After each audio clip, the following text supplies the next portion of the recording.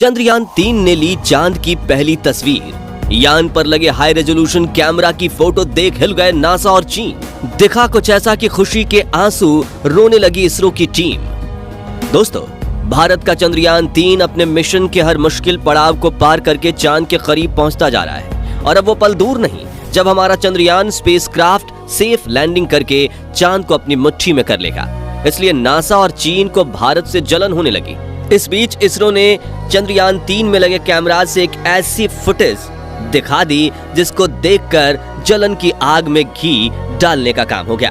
तो चांद की कक्षा में प्रवेश करते हुए चंद्रयान-3 के एडवांस कैमरा ने ऐसा तो क्या कैप्चर किया है जिसे देख इसरो की टीम खुशी से झूम उठी। और आखिर क्यों दुनिया भर के सभी वैज्ञानिकों को सिर्फ चांद में ही इतनी ज्यादा दिलचस्पी है, बहुत ही कमाल की जानकारी देंगे। आखिर तक वीडियो में यूं ही बने रहे। साथियों, 5 अगस्त के दिन इसरो के बेंगलुरु हेडक्वार्टर के मिशन ऑपरेशन कॉम्प्लेक्स में हर तरफ भगदड़ मची हुई थी। इसी दिन शाम 7 बजे इसरो चंद्रयान-3 चांद की कक्षा में प्रवेश करने वाला था और इसरो के वैज्ञानिक लूनर ऑर्बिट इंसर्शन की इस प्रक्रिया की पूरी सटीकता के साथ परफॉर्म करना चाहते थे, क्योंकि मिशन के इस सबसे मुश्किल पड़ाव में एक छोटी सी गलती भी पूरे मिशन को तबाह कर सकती थी। आपको बता दें कि इस प्रक्रिया में स्पीड यानी गति का सबसे ज्यादा अहम रोल होता है, क्योंकि चांद की ऑर्बिट में भेजने के लिए चंद्रयान-3 को सही गति से चांद की ग्रेविटेशनल फील्ड में धकेलना जरूरी था। ऐसा इसलिए क्योंकि अगर गति तेज होगी तो वो ग्रेविटी को स्किप करके आगे चला जाता और गति स्लो हुई तो हो सकता था कि वो धीरे धीरे चंद्रमा की तरफ चला जाए और फिर क्रैश हो जाए। और सही गति के साथ भी अगर ट्रैजेक्टरी गलत हो गई तो ये सीधा चांद की सतह पर जाकर क्रैश कर जाता। इसलिए वैज्ञानिकों ने चंद्रयान-3 के इंजन को विपरीत दिशा में चलाकर इसकी गति को 40,000 किलोमीटर प्रति घंटे से सिर्फ 3600 किलोमीटर प्रति घंटा कर दिया और सही ट्रैजेक्टरी में रखकर उसे चांद की तरफ धकेल दिया। अब सब कुछ चंद्रमा की ग्रेविटी के हाथ में था कि वो चंद्रयान-3 को पकड़ना चाहती है या फिर नहीं। यहाँ आपको ये जानकर खुशी होगी दोस्तों कि चांद की ग्रेविटी ने बाहें फैलाकर चंद्रयान-3 को अपने अंदर आसानी से घुसने दिया और उसी शाम इसरो के वैज्ञानिकों ने बताया कि चंद्रयान-3 को चांद की कक्षा में स्थापित कर दिया गया है।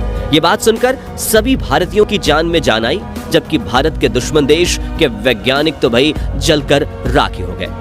अगले ही दिन अपने दुश्मनों के मजे लेते हुए इसरो के वैज्ञानिकों ने चंद्रयान-3 की तरफ से आए मैसेज और चांद के साथ पहली सेल्फी को भी रिलीज कर दिया। आपको बता दें कि अपने पहले मैसेज में चंद्रयान-3 में लगे आर्टिफिशियल इंटेलिजेंस सॉफ्टवेयर ने कहा था, मिशन ऑपरेशन कॉम्प्लेक्स इसरो, मैं चंद्रयान-3 बोल रहा हूं और मुझे चांद का गुरुत्वाकर्षण महसूस हो रहा है। वहीं इसरो ने चंद्रयान-3 पर लगे कैमराज से क्लिक हुई तस्वीरों का एक 45 सेकंड का वीडियो बनाकर भी रिलीज किया है और उन्होंने बताया कि ये लूनर ऑर्बिट इंसर्शन के दौरान ली गई तस्वीरें हैं और उस वक्त चंद्रयान-3 चांद की सतह से 164 किलोमीटर की ऊंचाई पर था। जी हाँ दोस्तों, चंद्रयान-3 चांद की न्यूनतम 164 किलोमीटर और अधिकतम 18,074 किलोमीटर की ऑर्बिट में प्रवेश किया था और जब ये तस्वीर खींची गई तब चंद्रयान चांद के ऑर्बिट के पेरिलियन पॉइंट पर यानी सतह के सबसे न्यूनतम दूरी पर था। इन तस्वीरों में आप देख सकते हैं कि चांद की सतह पर नीले और हरे रंग के कई गड्ढे दिखाई दे रहे हैं, वहीं कुछ बड़े क्रैटर्स अपनी ही परछाई के अंधकार से ढके हुए हैं।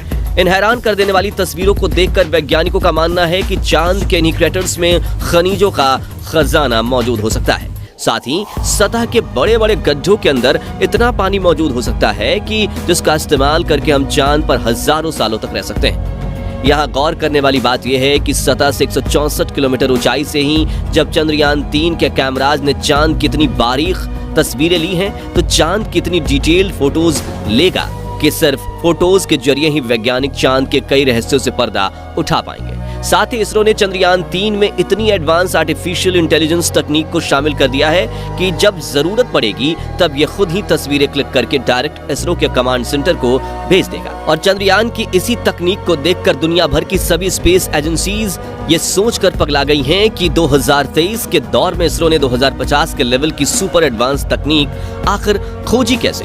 खैर दोस्तों, अब चंद्रयान-3 चांद की कक्षा में अपने ऑर्बिट को छोटी करने के चरणों में लगा हुआ है और अगले कई दिनों तक लगातार इसकी ऑर्बिट को कम किया जाएगा। जिससे ये चांद के बेहद करीब यानी कि करीब 100 किलोमीटर की ऊंचाई पर पहुंच जाएगा, जिसके बाद उसकी ऊंचाई को और ज्यादा कम करने के लिए इसे 100 into 30 किलोमीटर की ऑर्बिट में स्थापित किया जाएगा, जहां से ये लैंडिंग के लिए चांद की सतह की तरफ रवाना होगा। और आपको बता दें कि असली धमाका तो 23 अगस्त के दिन होने वाला है, क्योंकि उस दिन हमारा चंद्रयान चांद के दक्षिणी ध्रुव के नजदीक मैजिनस यू और सेम्प्लियस एन क्रेटर के बीच में उतरने वाला है और फिर 14 दिन तक ये चांद के बड़े बड़े रहस्यों से पर्दा उठाने का काम करेगा। लेकिन क्या आपने कभी सोचा है कि सोलर सिस्टम में इतने सारे ग्रह और उपग्रह होने के बावजूद हम इंसानों को चांद में ही इतनी दिलचस्पी क्यों है? तो इस सवाल का सटीक जवाब जानने से पहले चांद के बारे में थोड़ा विस्तार से जानते हैं। चंद्रमा पृथ्वी की एकमात्र नेचुरल सैटेलाइट है।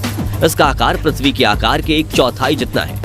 चंद्रमा पृथ्वी की एक परिक्रमा करीब 28 दिनों में पूरी करता है और अपने अक्ष पर एक बार घूमने में उतना ही समय लेता है। इसी कारण की वजह से हम चंद्रमा का सिर्फ एक चेहरा ही देख पाते हैं और दूसरा छिपा रहता है, जो डार्क साइड के नाम से जाना जाता है। और चंद्रयान 3 इसी डार्क साइड की छानबीन करने के लिए रवाना हुआ है। चंद्रमा की सतह चट्टानों और धूल से बनी हुई है। वहीं पहले तो कहा जाता था कि चांद एक एयरलेस बॉडी है, यानी इस पर कोई वातावरण नहीं है, लेकिन अब इसरो के पिछले मून मिशन चंद्रयान 2 के ऑर्बिटर ने यह पता लगाया है कि चांद पर सतह से 10 किलोमीटर ऊंचाई पर एक वातावरण मौजूद है, जिसमें हाई एनर्जी प्लाज्मा पार्टिकल्स और ऑर्गन गैस के साथ कई अन्य वायु मौजूद हो सकते हैं। इसके अलावा भारत के पहले मून मिशन चंद्रयान 1 ने चांद की सतह पर बर्फ और हाइड्रोक्रिस्टल के रूप में पानी होने की जानकारी दी थी। और ये पॉइंट ध्यान से सुनिएगा दोस्तों, पिछले अरबों सालों से चंद्रमा पर कई बार उल्कापिंडों की बारिश हुई है, जिससे इसकी सतह पर कई छोटे बड़े गड्ढे मौजूद हैं। इनमें से कुछ बड़े गड्ढे चांद की डार्क साइड पर भी मौजूद हैं, जहां अरबों सालों से सनलाइट नहीं पहुंची। इसलिए वैज्ञानिकों का मानना है कि उन क्रेटर्स में 10 करोड़ टन पानी मौजूद हो सकता है। वहीं इसकी सतह पर 11,000 मीटर तक की ऊंचाई के पहाड़ भी मौजूद हैं, जिसकी चट्टानों में मूल्यवान खनिज मौजूद होने की संभावना है। और भारत का चंद्रयान 3 चांद की डार्क साइड में मौजूद इन्हीं क्रेटर और पहाड़ों पर पानी और खनिजों की मौजूदगी का पता लगाने वाला है। चलिए अब बात करते हैं चांद पर रिसर्च करना इतना जरूरी क्यों। तो पूरे अंतरिक्ष में चंद्रमा ही एक ऐसा इकलौता सेलेस्टियल ऑब्जेक्ट है जो पृथ्वी से सबसे नजदीक है। इसलिए अगर भविष्य में हम स्पेस में ह्यूमन कॉलोनाइजेशन करते हैं तो चांद पर जाने में हमें सबसे कम समय लगेगा।